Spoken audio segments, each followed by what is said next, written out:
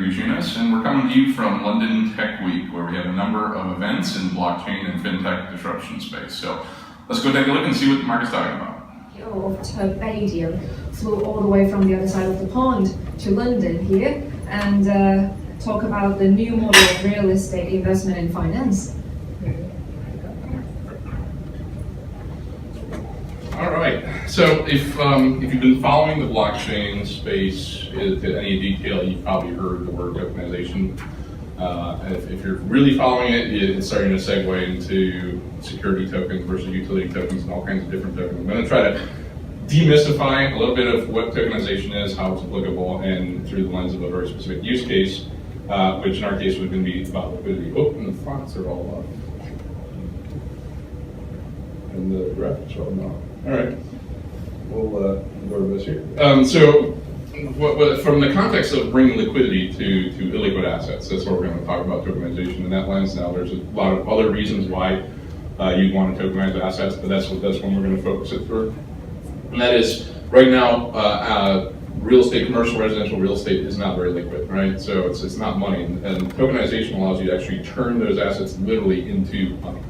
And we'll kind of get into how we do that, but the reason you want to do that is because, one, releasing the equity is locked up. It's right now you have to go to a traditional financial institution like a bank and get a loan, or traditional financial products that costs to basically access your own money. A return of some money, this is on the flip side of the proverbial coin, right? Pun intended. That we've had 4 decades of very Keynesian economics now, and we got to the point where money's kind of lost a little bit of what it used to be. And then the democratization of high finance, really all that amounts to is the reduction for the need of, and eventually eliminating entirely fractional reserve banking and central banks as small goals, right? But we'll see about how that comes about. Now, bear with me for a second on the reason we go into the little bit of history of money. Obviously, we started off with units of account. As we went from a barter system, we needed to have some kind of a universal kind of method of accounting. We started off with little beads and shells and things like the big stone discs that we're talking about on ledgers, right? The problem is that was very regional. You go to another village and they may not recognize those beads. We moved into gold because that actually had a use to it as well, and didn't tarnish. It was malleable, and you could create different objects from it. So we got into a useful money that was more widely recognized. Of course, that had some other issues. Of course, if you wanted to execute large transactions, it was very unwieldy. You wanted to store wealth, you had to have it subject to theft and different problems. So that's when we started getting into a little bit more of the evolution into our modern system, which were commodity monies, and you take barrels of barley and deposit them and get a claim check, and then use those as money in the marketplaces, as well as your traditional treasury started forming, banks started forming, so everything that we kind of are a little more familiar with today. But that, of course, gave rise to its own problems. You have to trust. If there's a treasury, you have to trust that the gold is actually there. And nobody really believes that Fort Knox is full of all the gold that's back in. It's not back in dollars anymore, not since the 70s. But so that kind of it was the natural progression of money in the early days. Now, obviously, some people would argue we've kind of reversed the trend when Nixon untied the gold standard. We all went to a completely fiat system. Everybody was tied to the U.S. Since Bretton Woods, so they kind of went along for the ride. But so some people would argue we kind of went back to shells in a way with fiat, because it's just a little bit of scarcity. But obviously, they gave some controls over the economy and monetary supply, so there was a little more centralized control on that. That gave rise to problems of debasement of the currency and a loss of stable store value. So that's kind of what was the genesis behind, one of the many genesis behind the advent of the first generation cryptocurrencies, which are Bitcoin. And then I would characterize the other thing, mobile payments, credit cards, not as evolution of money, but just services that people build on top of that. It didn't really matter if it was gold backed or if it was fiat, they would still be able to do that. So they would add some kind of functionality while extracting a fee for whatever the functionality was. So we look at how crypto is evolving today, and it's kind of it's manifesting itself along the same lines, right? The first generation Bitcoin, or the first generation cryptocurrencies like Bitcoin, they're kind of like the shells. They're artificial, scarce commodities. There's some, except these are willed entirely into existence, right? Bitcoin is one. That's like pink shells with yellow polka dots. Somebody else creates another one that's yellow polka dots and green stripes, right? But they're artificial commodities willed into existence. Now the difference is obviously, unlike fiat, that there's a fixed amount, mathematically fixed supply, right? And there's good and bad behind that. That's part of the attractiveness, because you can't manipulate the monetary supply, but on the other side of things, that causes some volatility damage, right? So that was kind of like the first generation, the second generation being things like Ethereum, much like gold. It has a use to it. You know, the Ethereum isn't just a currency. People have made it into that. But if you talk to the co-founders of Ethereum, and then even the founder of Vitalik, it really was meant to be a distributed platform, a distributed computer for all folks to use and execute transactions on. So the fact that it's become a speculative investment vehicle isn't reflective of its original mission, right? But it has some utility to it. You could use it, right? Unlike Bitcoin, which you can't really use for anything except for trading for fiat, as long as somebody wants it. You could actually use that to execute transactions. So it has a utility behind it. Then, as we step now into tokenization or tokenized assets, that's really the third generation. This is where you can almost say you're placing something on deposit, and the token is representative of the value of it. Right? And there are other players trying to take the central banking model, Circle USD, backed by Goldman, is doing a little bit of that monetary authority. Singapore was basing a cryptocurrency on fiat. They're trying to create a national, in a way, cryptocurrency. It was used mostly for selling transactions, interbank, but they were still talking about creating a national cryptocurrency. Other nations are looking at doing that. And then on the functionality side, you have guys like ourselves, guys like Lightning Network, that are adding additional features or functions on top of these platforms at a fee, right? So that they say they add some kind of value, and they expect to be remunerated for it. So in the case of Lightning Network, for example, that's increasing the speed of transactions that Bitcoin operates at. Right? But we're going to focus on asset tokens. There's a reason there's a little house on that token. Because what is tokenization at the end? You're assigning some rights to an asset. Right? So if you're tokenizing an asset, you're assigning some kind of legal rights to that asset to a token. Meaning that might be the rights to use it, right? If it's a hotel room or some kind of a seasonal property, you might tokenize certain dates for usage of that, right? You might tokenize just the equity, right? We're going to be talking about tokenizing just the equity to release it. You might be tokenizing the actual ownership. This is more like a securitization, right? Where you wind up with an actual security. So there's different types of rights that you can tokenize, but the important thing is that you have to delineate what exactly are you tokenizing, and that determines the characteristics of the token. In our case, if we look at just a simple example of tokenizing 20% of a private residence, for example, those asset tokens are created. Now, that requires, because we're dealing with legacy systems still in place, title, where's the title? Where's the central point of truth of who owns that asset? Typically, this is some kind of a government ledger or government records office, right? So you still have to go in, and until those records are on the blockchain, there's still a legacy process to tie the two together. But there are a number of companies like Property, Quickwire, the other guys that are actually working to put the property ownership records on the blockchain so that will streamline the tokenization. But for now, it's just important to remember that there's still some preparation of the asset. It's not just you can declare the token and hey, all right, it's enforceable, right? But the distinction behind that is the keyword token, right? Tokenization is named that because you're creating a token. I mean, one could logically argue that it's already tokenized. The deed is a token, right? If you were to take the ownership and in the deed assign it to a single token, you're just recursively kind of going through that, right? So one could almost argue that really tokenization is just a reflection of the instrument being the token. The actual concept is nothing new. Whether it was gold certificates or currency that was issued based on the deposits in the treasury, shares of a stock are essentially tokens, you could say. Even bearer bonds are a little closer to bearer bonds because tokens are bearer instruments, meaning whoever holds them owns them. So they're a little bit more like bearer bonds in that regard. But so you could almost argue that, hey, properties are already tokenized, just not in the form of tokens. Right? Same way with when you actually do the tokenization of like a private residency in 20%, you're going to have to amend the deed that's going to say 20% of this asset is owned by the holders of these tokens. It's a very simplistic way of looking at it, and there's different vehicles to do that, but that's essentially what's going on bit better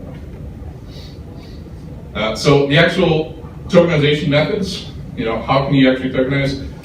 Again, depending on your jurisdiction, depending on the regulations of where you're tokenizing, you may elect to create a holding company, right? You may elect to slide in an LLC and assign the shares to the tokens. You may, in some cases, use special purpose vehicles, or in our case, for simpler residential transactions, we use in the US what's called the land trust.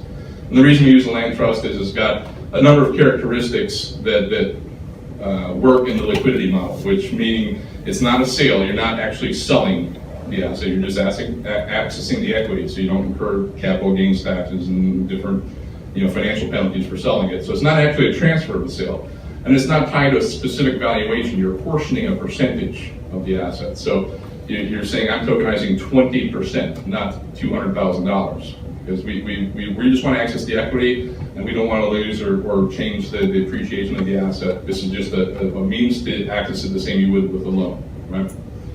So that would be a smart trust, but for the most part, these are going to be new vehicles. The most useful mechanisms don't exist yet, right? We had to create this smart trust vehicle, for example, working on vehicles here in the UK for 2019 to start tokenizing properties here, but you want to tailor it to the specific use case. If you're trying to sell the asset or create an investment opportunity, this may not be the right approach because this is only accessing equity. This is not an investment vehicle. This is a stable store of value as a result, right? So again, you have to kind of play a little bit of legal jazz in a way. And pull from different concepts. But once you have the token, what good is it, right? So big deal. So I've got these suite of tokens. Each one represents 1% of this piece of real estate. Technically, it's a cryptocurrency. Like I could go spend that and send it to somebody else. But does that really add liquidity? No, because you still have to find somebody that wants that token for that specific property at that price that you want to agree upon, right? And if they want to get out of that position, they have to go find somebody else to buy that token for a price that they would agree upon. So it's not really a cryptocurrency. It's more just, as I was talking about earlier, it's more like a vehicle for securitization in that way. So if you look at cryptocurrencies or the actual liquid vehicles, those have a completely different set of characteristics. They're fast, they're fungible, they're feeless. You send it to each other just like you would money, right? So obviously, what the next step is how do we cross-pollinate those qualities? How do we take the diversity, the intrinsic value of asset tokens and populate it into a currency? Now, one way of doing that would be a token-based monetary supply, and this is being done today, where, for example, you take an actual token on that represents a fixed percentage of the asset, and you deposit it to generate or issue currency. And then to take it out, if you wanted to withdraw it, you have to destroy the currency. So this makes results in a monetary base that's always backed by a known quantity of assets. You can't debase the currency, you can't inflate it, you can't just go create new coins out of thin air. So it gives the benefit. This is what the market is currently conflating a little bit in the cryptocurrency market. They take the fixed supply model of Bitcoin and think that that's what's desirable. Now, what people actually desire is an immunity from manipulation of the monetary supply by some central bank or some central authority. Bitcoin accomplishes that through a fixed supply, but that drags along some undesirable characteristics. A token-based monetary supply delivers the same immunity from some centralized manipulation, but gives you an elastic supply that can now grow and shrink along with the demand to start reducing volatility. So how does that actually release equity? Well, if you think about it, you tokenize the asset, now you have your asset tokens, you deposit that, which is actually just normalization. You're just taking that and turning it into a general use, fungible currency that every unit is the same to every other unit. And then today, you have to monetize it. You have to typically go off and sell it on some secondary exchange. Obviously, as time goes on, I think you're going to be able to use these more in direct support of transactions, just like you would typical currency. But for today, you would just have to go exchange it for whatever vehicle you were using for your transaction.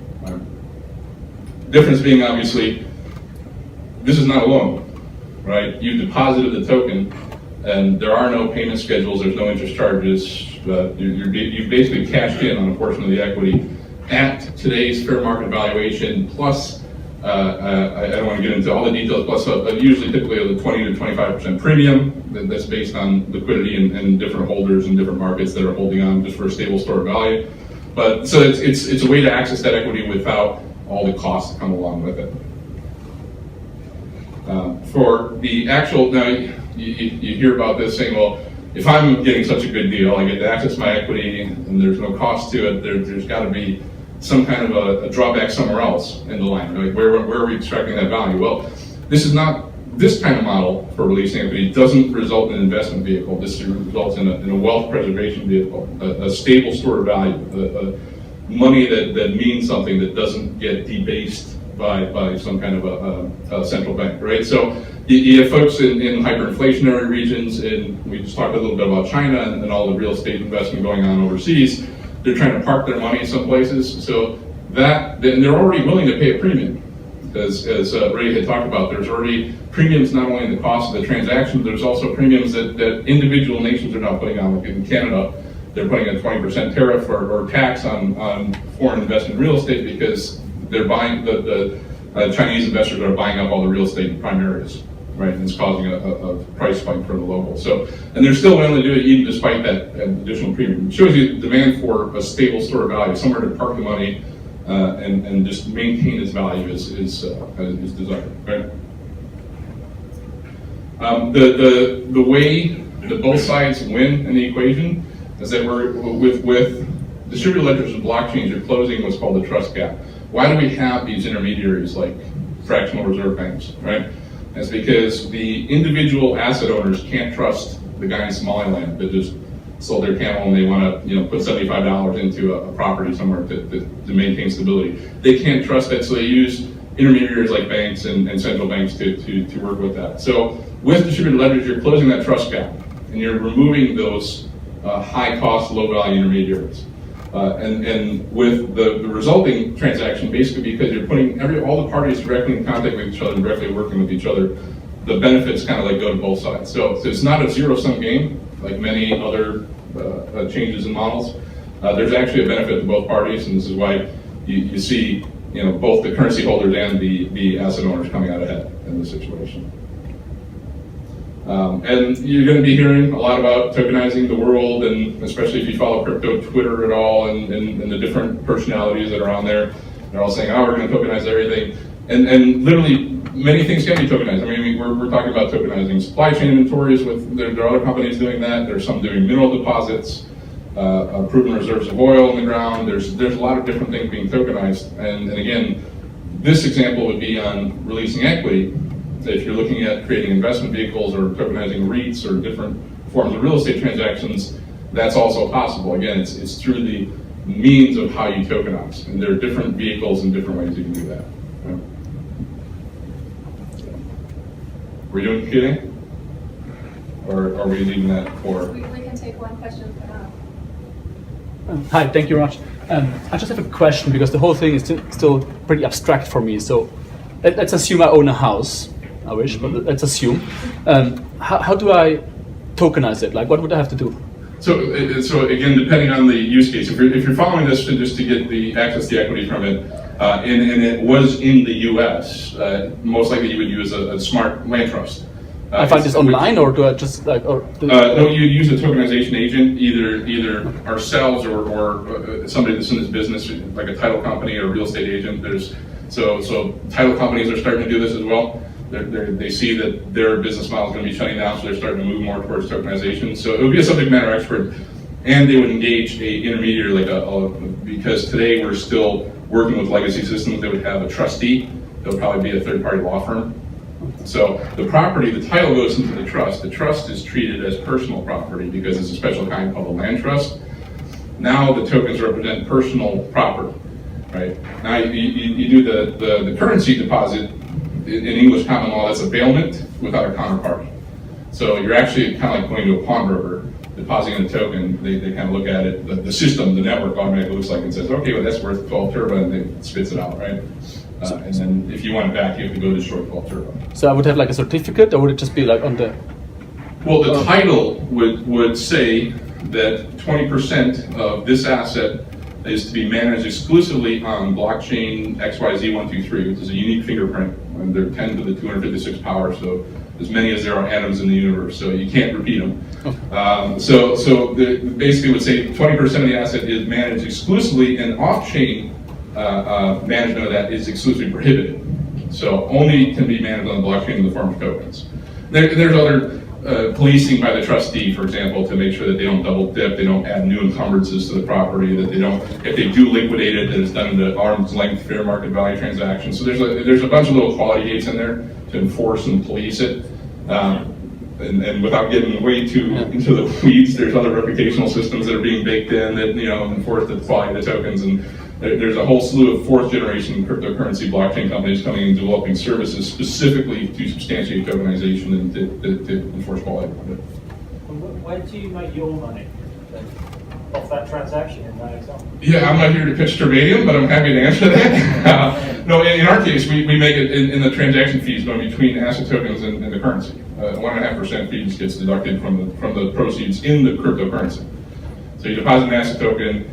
If it generates 1,000 turbo, then 1.5% of it goes to the network. And a third of that goes to the tokenizing agent. So when you were talking about who does the tokenization, they're incentivized to do so because they're getting a cut of the network fees in perpetuity of the life of the token. And then another 12.5% goes to the people running the actual network. Is how they get compensated for running the nodes and the electricity it takes to do that. And then, of course, the rest goes to our project to maintain and update the code. You said the token, it's a way of sort of isolating, let's say, 20% of the asset, and try to get, to release some equity out of it, right? So surely, even if you're saying that the percentage remains fixed, basically what it is defined as remains fixed, its financial value does move, right? Correct, yes. Right. So from today, when I'm releasing equity, obviously, because at some point you alluded to the fact that it doesn't really follow valuation, that it avoids speculation, it still has the underlying speculation or valuation risk or volatility of the asset that it's taking a share of. Correct. So the currency, is going to track roughly the aggregate of the underlying asset pool. So if there's 1,000 properties and they've all deposited their tokens into this asset pool, and that's what's generated the currency, that's all visible, right? It's a blockchain, so it's 100% transparent. So you can drill down to every single property that's in there and every single asset token. So under an efficient market hypothesis, people are looking at that and they're kind of like baking that into the price of how much I'm willing to pay for the turbo. So there's two price things that move in this equation. One is the price of the asset, the other is the price of the currency. Both can fluctuate, right? So as the price of the currency goes up above the par value of the asset pool, if it's 1-to-1 and it's trading $1.20-to-1, this incentivizes the asset owners to deposit additional tokens because they're extracting that premium today. Correct. So if you get an 80% premium on the currency, that they're all depositing their tokens because they get 80% premium on their fair market valuation of the property today. That increases the supply, adds selling pressure, that starts dropping the price back down, right? So it's a cheaper way of extracting equity because of the fewer intermediaries involved in them and probably potentially less greedy intermediaries. Is that correct? And not only cheaper, but also potentially profitable. Because as the currency dips 90%, 95%, you can rebuy the tokens by destroying the currency, acquire them at less than what you issued them for. So you're also as the asset owner, you're the only ones that can actually contract or expand the money supply. So that right exclusively falls to asset owners. They're able to extract their premium for that because they're adding value to the network. They're helping stabilize the currency.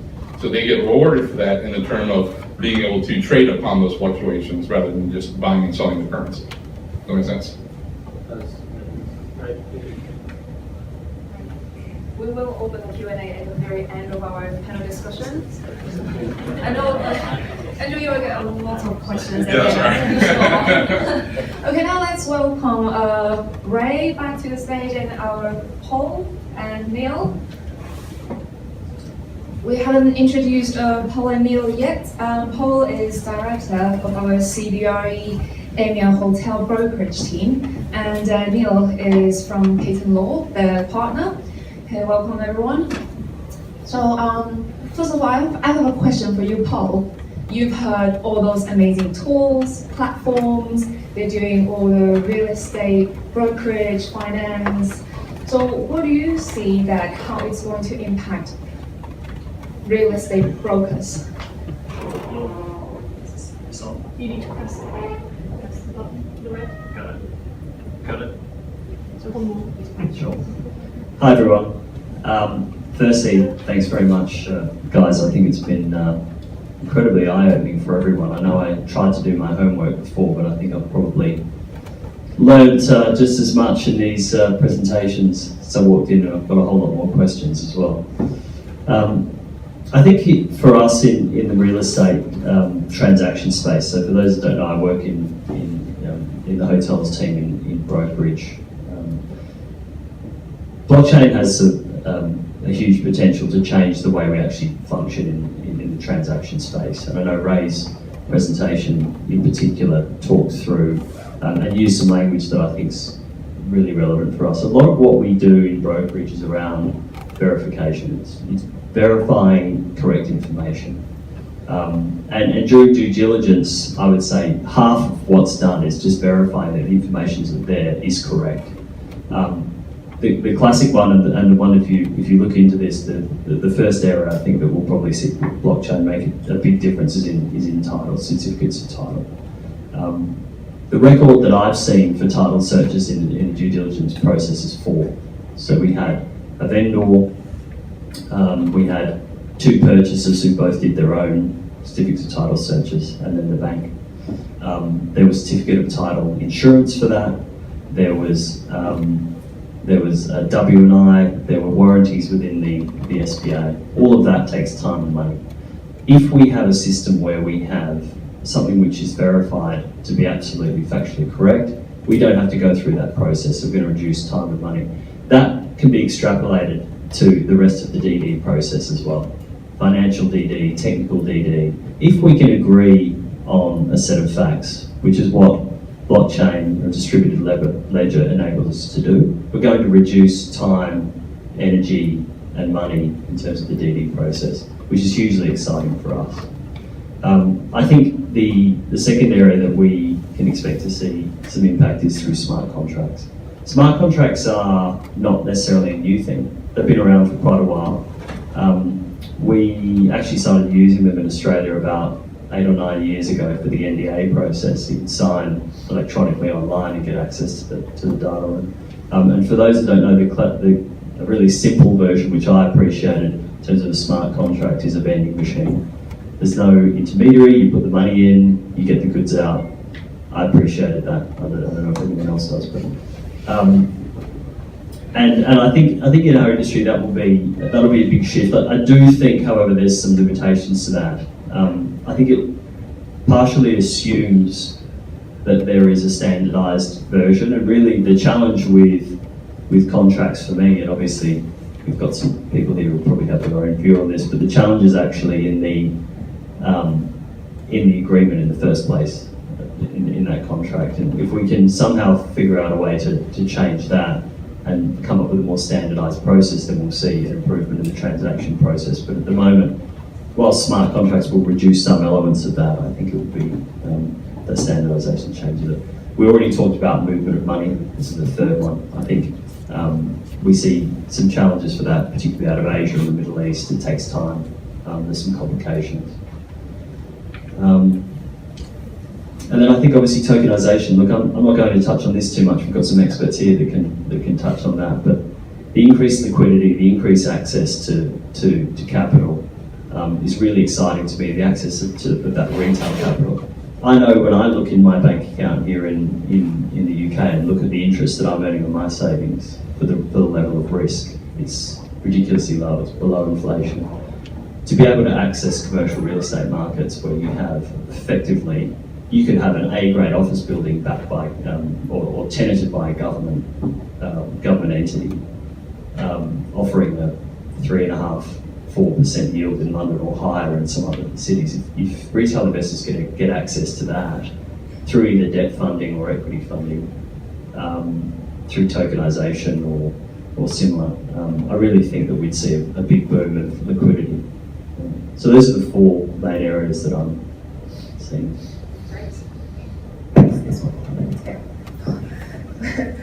We talked a lot about the blockchain using real estate, and Neil is from financial service kind of side. So can you talk about how people are using blockchain in financial service? Sure, yeah. I mean, I suppose I'm sort of the outsider here in the sense that I don't really know much about real estate. So I'm here actually because we're next door. We're neighbour that actually blocks the view of the cathedral. But no, we have a big hotels group, so big real estate practice next door in our office over there. But the real estate group at my firm, they don't know a lot about sort of the interaction of real estate and blockchain. But as soon as they saw reference to blockchain, they're like, well, you've been speaking on blockchain panels in the financial services space. Because, the whole world of tokenized investments has taken off in a big way recently. I was out in the Middle East earlier in the year, and any restaurant in Dubai, everyone's talking about ICOs and tokens, and white paper this, white paper that. A lot of them tend to forget that where you've got a financial instrument, that token is itself either a derivative, a security. It's not a utility token. I'll let these guys speak to that in more detail. But they tend to forget that there is regulation that underlies all of this, which is where I get involved. I don't understand how the blockchain works in great detail. I don't write code. I can't read code. But certainly the idea that you've got an investment of any description, which is locked in and immutable. It can't be changed by a third party unless they've got access to hundreds, if not thousands of computers at the same nanosecond in time. That means it's basically unhackable, pretty much. So you know what you're buying. If you've done your due diligence, which might even be as straightforward as just figuring out if you've got the means of accessing the chain itself, each transaction is a new link in the chain. You can see the history of the asset. In a security context, equivalent of say shares or a derivative, you know what's happened to it. You know what return it's paid on the actual underlying, the deposit that somebody may have made in the first place. In the funds context, which is my core practice area, where you've got funds that don't issue units or shares, they're issuing a token, which represents an underlying pool of assets, which could be real estate. That's quite interesting because it means that the first person in the chain has presumably had to do their KYC and provide their passport ID page and proof of address to the original issuer, so the actual token issuer. Further down the chain though, at the moment, there's question marks as regards how to, who do you know who you're buying from? And in fact, who do they know who they're selling to? Because that piece of the chain in the financial services world is fundamental. Money laundering is still rife in the world. The reference to Chinese piling into assets left, right and centre because it's a secure source, a secure repository for their wealth. You go to Vancouver, which is where the Chinese have been buying for decades now. There are condo blocks which have no lights on at night because people have bought those condos and just leave them empty. But people are buying and selling them, and who knows who owns it now. It's kind of interesting that actually blockchain should ultimately end up in certainty and more security both for the authorities more broadly, but also for you as a buyer or a seller, because you know that who you're buying from is bona fide. So in the securities world, there's a long way for all this to go. There's still scope for wallets to be hacked because the technology itself is weaker than the concept of the blockchain.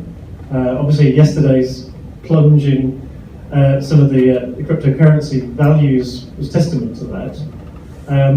But certainly, this is kind of a new world order in the sense that the financial services world is picking this up, the real estate world is picking it up. It's not a new technology, but applying it in new ways and using the modern technology of the internet and the instant interconnectedness of the world means that I think we all have to be very awake to this.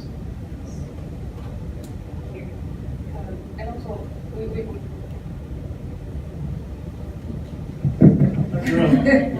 we talked a lot about a lot of amazing things about blockchain, everything. Is there any risk there? Who wants that one? Who wants to talk about the risk? There's always risk. I mean, as a lawyer, my job is to try and minimize risk and provide certainty. Hopefully, blockchain ultimately means that you've got certainty in what you're buying, because that chain, that code, that link from A to B to C to D, all the way through to wherever it is, nobody could have changed it. So you should have less risk in theory. I might just add to that. I think one of the challenges for blockchain in the adoption is going to actually be the perception of risk, more so than the actual risk. I think people, once you look into it, you have an understanding, which is no mean feat. You realise that it is infinitely safer, but it is new. It is a change, and I think that's going to be a real challenge for blockchain entering the real estate industry, because at the moment, for the large degree in the institutional market space, it's not broken what we're doing in terms of a trust. There is a lot of trust, I think, in solicitors and advisors and those involved in transactions at an institutional level. In a retail level, not so much. And I know this is part of what Ray's doing. But I think that'll take a little while to change. Well, you two work in the industry, in the blockchain industry. What do you see the biggest challenges for people to adopt the idea of using blockchain or platform based on blockchain? Oh, educating people. There's a lot of misconception about what it is. Actually, it's not even the lack of knowledge, but the misinformation that people get. And I remember back in the early 2000s when the internet was still new, when like 10% of the population of the world was on the internet. I've been seeing things like, oh yeah, you want to make money on the internet. It's like this new thing, right? And then look at Jeff Bezos, he's a billionaire. And then so see all these, multi-level marketing companies or some investment companies trying to get people. They're using something very familiar and yet so misunderstood as to create hype. Even now today, there's so many scams running on. Oh yeah, you want to make money in Bitcoin? Bitcoin won 20x last year. You can do the same thing. So you see all these. So people are using people's ignorance and familiarity with cryptocurrency and Bitcoin as a to make money and to scam people. So it now has that reputation, and it's funny because when we were trying to close a deal with a real estate company in the Philippines, and I did say that, oh, you're launching our cryptocurrency gateway. Oh no, cryptocurrency scam. That's what he said. He didn't even understand what we were trying to do. So so many of these like top executives are so conservative, and they just associate the cryptocurrency with this, with scamming people. So so much misunderstanding and educating people what it is, and now people understand what the internet is. Right? It's not just an investment tool, an investment vehicle. It's actually a technology that can be really very useful. Similar with blockchains, it will take probably years before they understand. I would say if you're a behavioral economist or have access to one right now and have a broken or flawed moral compass, you can certainly really take advantage of the market. It's very similar, as Ray mentioned, to like the mid to late 90s and the dot-com boom. There was a very low understanding of it. People hear, oh, dot-com, and then pump money into it. And then there's a number of market makers that are they're buying these initial point offerings at a discount up front and guaranteed returns by selling them at full market price when it goes live. So they're helping facilitate it as well. So there's a little bit of that. Now if you think about some examples of the dot-com boom that were limited to accredited investors, people that should be smarter, and they were sinking $17 million into PimentoLoaf.com that sends you cheese loaves through the internet, and they would go through that. Right now we have a lot of more along the lines of less sophisticated investors seeing the returns that their neighbors have. Oh, look, I just put $100 into Bitcoin and now it's worth $800. They get, the greed takes over, and really that's why you see the SEC and guys interjecting and intervening a little bit more, at least in the United States, because one of their charters is also to prevent market frenzy, and we're really approaching a market frenzy right now. So I mean, but it's going to work itself out. I mean, the benefits far outweigh the risk. I mean, when the steam engine first came out, there were a number of people swindled. You'd see advertisements for like the steam powered backpack that helped you walk and jump 12 feet. There are a number of Google brained ideas kind of thing that absolutely made no sense, but it moved the market forward. Just like Bitcoin itself has a lot of flaws in it. I personally am not a believer in it, just because, maybe the last, I don't want to make anybody mad in the room, but it's still a step in the right direction. It's still, we're finally thinking about monetary policy. We're finally thinking about what is money. We're thinking about these things and it's brought it back into the forefront. I think that in itself is really good for us, right? Just as a Western society. Last question from me, that with all those challenges, make a guess, when blockchain will be fully adopted by the real estate market? Everybody will trust blockchain and people will use blockchain. Just make a guess. I guess I'll start. I mean, it depends on the market.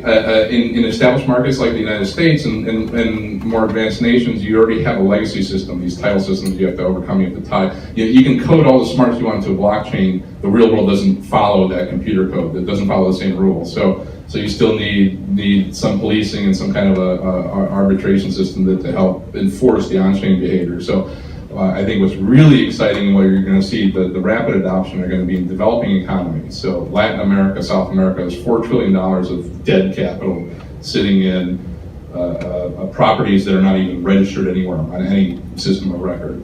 DeSoto, Bern, they're going down there and tokenizing that, placing that on. There's a really, really strong incentive for those governments to tokenize, to first register and then tokenize it, because that's a release of all this dead capital, and it's going to create this huge, huge economic effect, that type of money into those developing economies. So I think that's going to actually be quicker than, say, us. You'll see us do it in profitable ways, here in Western.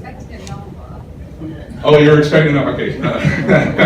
I mean, I think by the end of this year, you'll already see tokenization. By the end of next year, it's going to be taking enough revenue from large organizations that they're going to start acquiring, and I think by the end of next year, you'll see the big shift shaping. Okay, it's really hard to predict the number in the future, right? But I think, yes, I agree with Andrew here. Most of the adoption will happen in developing countries. There's almost so many applications for blockchain in cross-border transactions. What we're working on is internet cross-border real estate.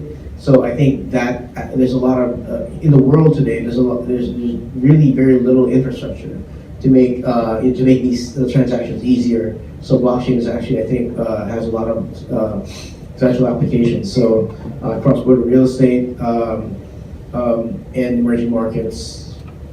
What else? Beyond real estate, there might be other applications for blockchain, but I think real estate is kind of the most obvious right now. Yeah, probably 10 years. 10 years, yeah. It might be like a 20% adoption.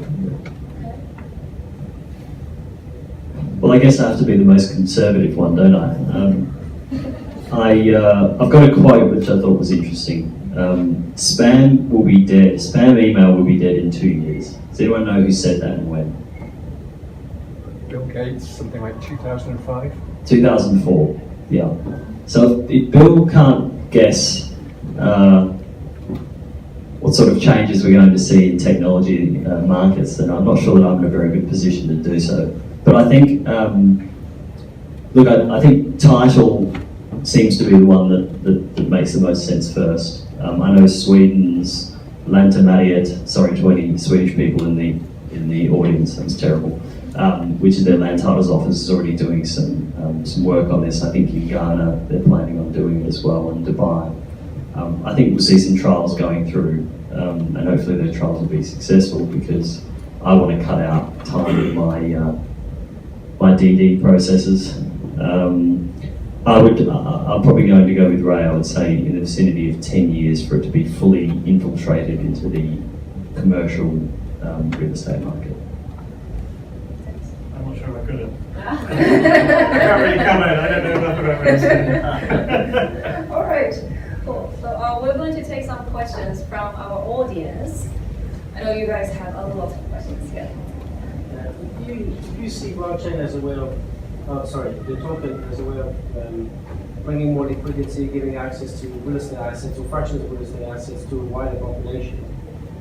Surely that's going to increase demand over what is potentially even right now fairly scarce supply. If we speak specifically about hotel real estate, do you fear that could actually, although widening the pool of investors, really shoot up prices, and also potentially make less relevant the role of opportunistic investors who are looking for that gap, that risk, that advantage, or that edge on knowledge or due diligence that others don't have, hence why they can take the extra risk that the others can't take.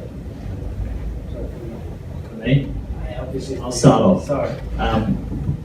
Yes, I think it has the potential to push pricing. I think we're getting very close to an inflection point in European real estate hotel markets where the margin between interest rates and yields is tightening, and in some points it's flat or it's getting close to.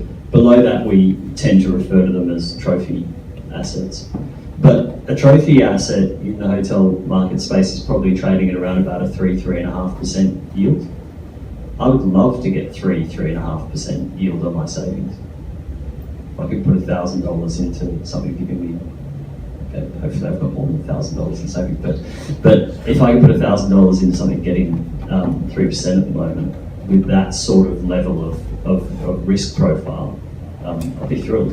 And I'm sure many of us would be. I think we could trade tighter than that. And I think that's because of where the spread sits on what you're getting in a bank on gilts. I think there's real potential for it. Keep doing the work, guys. Do you have any thoughts, gentlemen? Well, in terms of You must. answer that? Yeah. I don't want to, it'll get too long-winded. Maybe we can outside with a drink or something. It'll make it go down easier too. Okay, any questions? It might precipitate a financial collapse, and that it might be the I did take Putting over there. the trigger for the debt market. If there's sufficient liquidity to allow retail investors to achieve 3.5%, 4% plus with very, very low risk assets, why on earth would they buy German debt at point whatever it is, or British debt? If you can see that building in London, I would rather that trophy asset in London than bank on the finances of Italy. I don't know what Italy's trading at the moment, but it's not much higher. Yeah. So again, so one of the things we have to kind of like always do as well when we're talking about monetary instruments like this and tokens is also when they say, oh, well, the token's going up a certain percentage, how much of that is due to the inflationary effect or the debasement of the currency you're tying it against? So that's why I like some of these other comparisons where they actually do some of the basket commodities that are being tokenized and compare it to some of those. But the actual economic effects, there's a lot of theory. We don't know, but there's a lot of beneficial things that come out of this. The elimination of credit crunches as credit constricts and the monetary supply constricts. You don't need unsecured debt anymore. Once you tokenize assets, you just spend your assets, right? You don't need a secured debt against those assets. There's a cost to secured debt today that goes away. All right, so in whether or not you're looking to beat inflation versus just a stable store of value, just a wealth preservation vehicle, that drives you towards tokenization. Now, you do have now a increased number of money or a larger supply of money chasing the same assets, right? So everybody's tokenizing, so that releases the equity in it. If you're a landlord and you're getting income from it, you're getting rent from it, why wouldn't you tokenize and get more properties? Because you keep all the cash flow, right? So you're not giving up the possessory, you're just accessing the equity. So you compound. Now, how much of that runs out and creates the run up in prices? Well, as the prices go up, right, that just, you go in and re-tokenize the assets again, right? So you go out, you withdraw, you burn the currency, and then redeposit for the new valuation. So it creates some of these, yes, it could create some runaway bubble effects in terms of the asset prices, but it's a self-correcting mechanism. When you think about the price starts going up of the actual assets, people will stop buying the actual currency that is backing. They're going to go for one that's going to be more stable, because you're talking about, you might have a currency based on California real estate or U.S. real estate, another one that's based off of Australian real estate or developing. So money chases where the characteristic that people want from their money. Right? If I'm looking for a return, I'm going to go invest into maybe a riskier investment that has some higher value appreciation. That's just baked into the currency and the tokenization vehicle. Right? So in that event, if there is in that scenario a collapse and that things do go wrong, where is the security? For example, if you've got various levels of debt on an asset, what are the more traditional lenders' opinion on that tranche of debt that's secured by those tokens? Yes. And do they kind of discount it more heavily, and therefore doesn't there need to be some sort of limitation or regulation governing how much their capital adequacy, for example, but token adequacy ratios in terms of their overall balance sheets? If I could, Yeah. I mean, certainly it's something that we've been looking at is that, I mean, I sit on one of the committees of the Bank of England, which looks at areas of legal uncertainty which the bank should be looking at in terms of policy, feeding through to the FCA. At the moment, the FCA is sitting on the fence that a lot of tokens, it says, they're already covered by existing EU regulation. The Swiss regulator FINMA put out a fantastic paper earlier in the year, which looked at various tokens and said broadly the same thing, that we're sitting on the fence, we're not going to create any new regulation yet. Gibraltar is trying to lead the way of becoming a crypto asset destination. Malta's trying to do the same thing. They're trying to create this token verification sort of, you know, it's optional at this stage, but you could get your token signed off by the Maltese government agency. This is heading in the direction of token regulation, because a lot of tokens are already securities, as I said earlier. You've got other tokens that are, by definition, derivatives. We know what the derivatives was like. 30 years ago, I've got a colleague who was running a trading desk in Wall Street. Derivatives weren't regulated at all. Today, you'd be hard pushed to find anything that's vaguely derivative-like that is unregulated. This is probably it at this point in time. But when you take the SEC, who's also sitting on the fence, and other international regulators saying, there's risk here for the man in the street, that's the point where they'll jump in and go, the risks outweigh the benefits, shall we say, of the certainty of the blockchain system. We need to start regulating the token itself. ICOs, by definition, I think, are actually regulated now, in the sense that if you're aggregating a pool of assets, a single asset might be rather different, a single piece of real estate.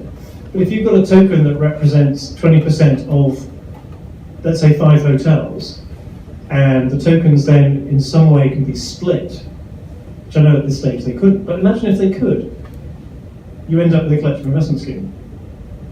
So I think the risk to the rampant sort of development of the blockchain world in the coming years is regulators.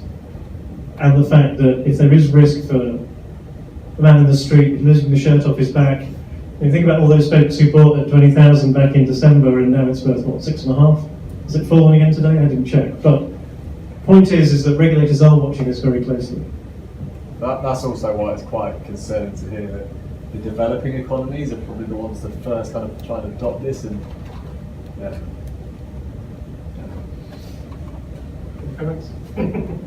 Actually, developing market. I think I would imagine most of the risk will be on the tokenization side. I'm actually a Keynesian, so I believe that only governments should control the supply of money. I do believe. Freeing up asset through tokenization, I think could increase the money supply, which is good. Keynesians like that. But if it's regulated by government in some way, it may prevent some future disaster. I mean, imagine 2008 bubble collapse that was limited to the West. This could go global because anybody could buy asset anywhere now, right? So there is some danger there, I believe. But whether the market can correct itself, it hasn't really been that great historically. Developing countries might be the first to get hit in this case. As with the housing crisis in 2008, developed countries were the ones that got hit. This time it might be developing because they're adopting blockchain much faster than developed countries. Last question. But given that the cryptocurrency and also the blockchain, we put a lot more focus on the asset, tokenization. We put a lot more focus on the asset, less so on the currency that it is translated into. You would assume the possibility that will reduce the volatility of some currencies, and therefore the appetite for hedging against some volatility against currency. Would that be fair to say that that could actually slow down the cross-border or at least cross-regional flows of transactions? Like, for example, some Asian investors then wouldn't need as much to invest in Canada, like you said, because they're not the need for hedging isn't as important. You're saying it's not as important because it's smaller amounts? No, because the volatility of their currencies versus the currencies in the countries where they invest in is less, and therefore the benefit of hedging is lesser, and therefore they're less incentivized to invest overseas or in other places, which we know ultimately also drives asset prices because they have an extra benefit that some local investors don't get by investing in that market. Interesting point. I don't know. Because it seems that this blockchain spreads across the world, makes everything global, instantaneous, great. But I don't know if I'm for a very, very basic logic. Well, if it does lead to stability in traditional fiat currencies and what people are investing in, then doesn't that lead to everyone's benefit? Oh, yeah. I'm Apart not from saying it's those not who good. have I'm got not the saying it's not volatility. good. I think the regulators might like it. Well, they might. There's a few other considerations too, and not just people was trying to find stability, but also escape capital controls. So China may become very stable in the currency, and I still have to think about it, but then they still have seizure, right, by a single state party. If you have a hostile nation state, they may nationalize the assets. That would turn whatever currency that's based on to zero if they did a little legislative plan. So there's some other I'm trying to go the circle back to the currency that it started with, and so many things that we just don't understand yet that are theoretical from these changes coming in. Thank you very much. A round of applause.